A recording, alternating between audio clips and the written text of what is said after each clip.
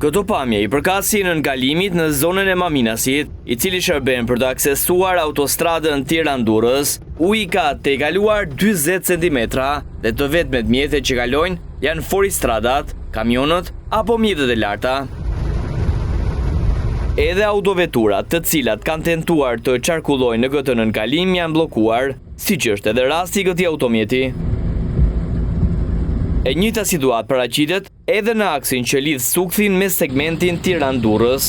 Vetë policia rrugore njoftoi se në zonën pranë një karburanti në hyrje të Durrësit ka prezencë të lartë uji, gjë e cila e bën të pamundur qarkullimin normal të mjeteve.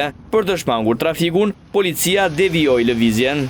Automjetet që vijnë nga jugu në drejtim të Tiranës duhet të qarkullojnë nga rruga e Plebave për në Ndroq dhe nga rruga Rogozhin-Elbasan-Tiranë. Vetë policia, e gjendur përballë një situate që nuk i jep zgjidhje, sugjeron qëndrimin në shtëpi.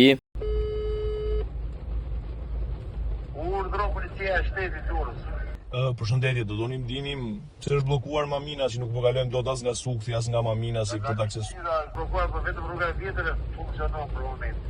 Rri shpisot po shko fare në Sukth. Po nuk ka zgjidhje o shoku se kjo është fatkeqësi natyrore.